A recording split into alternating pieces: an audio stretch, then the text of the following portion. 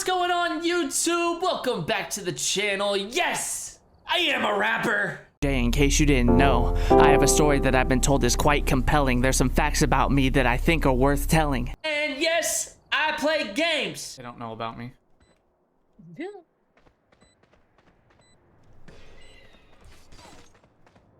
Enemy spotted A. Yikes. Got his ass. That was beautiful.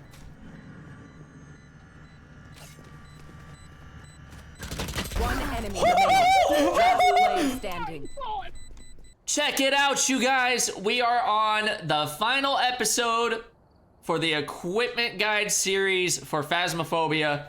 For now, until the new sound recorder comes out, and when that comes out, I will take the time to learn that piece of equipment and come out with an episode for that. But for right now, we are on the final episode of the Phasmophobia equipment guide series, and my present to all of you that I mentioned in the last episode is what I'm wearing right now.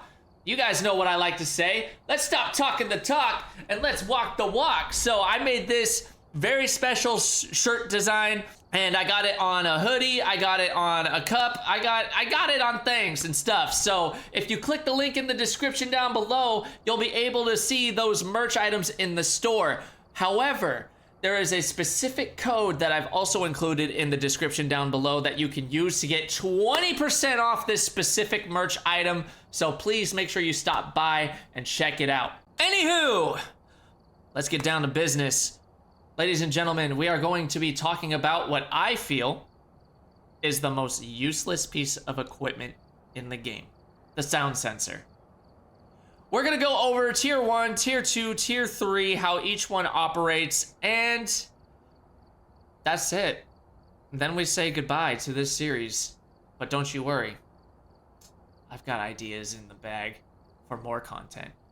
Anywho, let's do what my shirt says. Let's stop talking the talk and let's walk the walk. All right, you guys, we are in the truck and we are staring currently at our tier 1 sound sensor. Now, as I said earlier, to me, this feels like the most useless piece of equipment that you can have because it honestly doesn't really do, like, look at this. This is a recording microphone. I can make a song on this right now. Let me go over some specifics. So the tier 1 sound sensor, you can place it on the floor or any flat surface. So let me go in the house and demonstrate what that will look like. All right, so we are inside of the house, and as I said, this sound sensor can be placed on any flat surface, or you can place it on the floor. So you can place it right here on the table, you can place it right here on the couch, even though it's not entirely flat, but it's mostly flat. You can place it on the yeah, you can place it there. So anywhere that is a flat surface is where you can place it. So the detection area is highlighted as orange, as an orange circle in the truck. And so let me go in the truck real quick and show you what that looks like. So as you guys saw, we placed the sound sensor in the area that we set it in, and now in the house, we now see the orange circle that I mentioned to you guys earlier. Honestly, the only thing the sound sensor does is that it just picks up sounds. But with the tier 1 sound sensor, you can change how big the radius is in the truck by just going over here and clicking this. There's only 2 modes for this. So this is the normal radius. This is a much larger radius, which damn near covers the whole house. If you don't want to hear all the stuff that the sound sensor has, you can always mute it by clicking this. If you want it turned on, do that. So as you can hear, we can hear the fan going in the living room that we turned on. So looks, and someone in the chat just mentioned that it looks yellow, but I don't know why I said orange, but it definitely does look yellow for sure. And any noise that gets picked up will show up as a bar on this monitor. So this bar is picking up the living room sound. If we shut it off, it still has that bar, which I'm not sure why, because we just muted it. So any noise that's picked up, the bar will increase to let us know, like, hey, there's sounds in here, but that's pretty much it. and it has a 5-meter radius while placed on the floor. It ignores walls, and as I said, it can be muted. So that's pretty much it for tier 1. Let's move on to tier 2. Alrighty, you guys, we have our tier 2 loadout up here and in color, and this is our tier 2 sound sensor. With the tier 2 sound sensor, the only difference on this is it just has a little bit of a larger radius. Now, let's go in the house, place it, and we'll look on the truck to see how much larger the radius is for it. Okay, so same situation with the tier 2 sound sensor. You can place it on any flat surface that you see. So we can place it on the middle island, the floor, the counter, the table right over here. I'm actually gonna place it right kind of smack dab in the middle to kind of showcase how much bigger the radius is on this versus the tier 1 radius. So as you see, we have our tier 2 sound sensor in there, and by default they have a 5-meter radius when you place them down. However, like I showed you before, we can switch that by clicking this arrow button right here. So it's a little bit bigger there, and boom, covers damn near the entire house. Again, the only thing useful about these is all they do is pick up sounds. That's really it. Let's talk about tier 3. Okay, here we are. We have our tier 3 sound sensor in our hand. Now, something that is actually kind of cool that I do have to give the game credit for, you can switch the mode while it's in your hand by pressing the right mouse button. The right mouse button changes the mode. So let's go into the house and kind of go over all the different modes. Let me actually grab a couple of these so I can show you how each mode looks on the monitor over here. I'm a helicopter, I'm a helicopter, I'm a helicopter, I'm a helicopter, I'm a helicopter, I'm a helicopter, I'm a helicopter, I'm a helicopter, I'm a helicopter, I'm a helicopter, I'm a helicopter. Okay, let's place one like here. Let's put this one in this mode, and then let's put it here. So as you guys can see, they can be placed on any flat surface as well. This one we'll put like,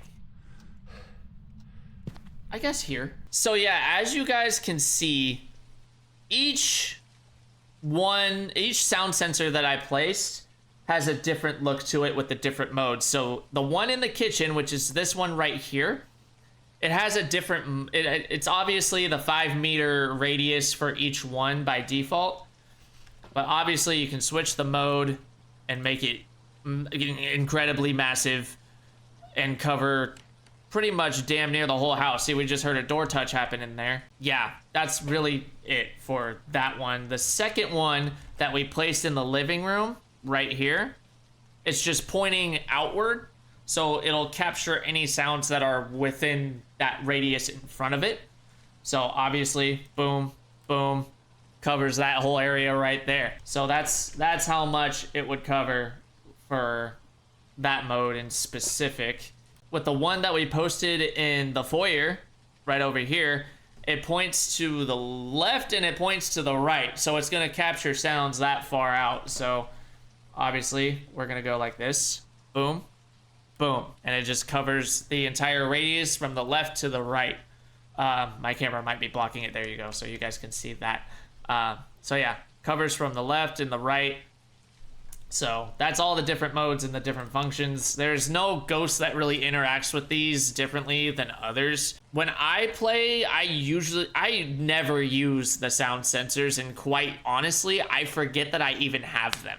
So from here on out, I'm gonna make a vow to myself that when I play games of Phasmo in the future, I'm just not gonna include the sound sensors because I never use them. To me, I don't feel they are a necessary piece of equipment for the moment until the Phasmo devs can figure out a good way to utilize them other than placing them and have us listen in the truck for whatever the fuck's going on. I mean, I guess these are kind of useful on bigger maps such as like prison or Point Hope or Sunny Meadows or high school. But other than that, there's really not a good use for them in the game, in my opinion. If you feel differently, let me know in the comments down below, and we can debate. Have a healthy debate. Anywho, that's gonna do it for this final episode of the Phasmophobia Equipment Guide series.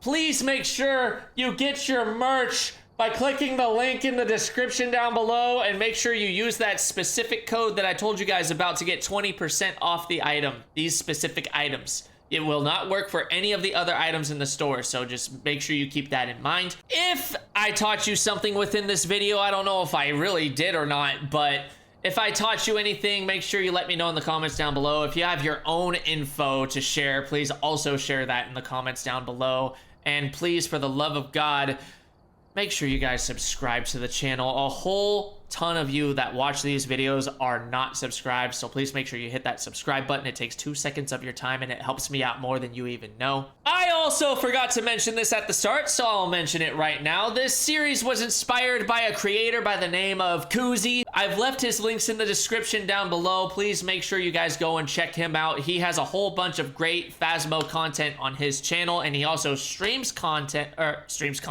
He also streams Phasmo every Tuesday and Thursday. So please make sure you go and show him some love on his YouTube and Twitch channel. He's a great creator and a great dude as well. Also, if you want to see the rest of the episodes in their entirety, please make sure you click the playlist to the right-hand side. And if you want to see a ghost with some incredible cheeks, make sure you click the video below that. Other than that, that's going to do it for this episode. Please make sure you guys take care of yourselves and have a fantastic day. And I will catch you in the next video. Much love. Peace.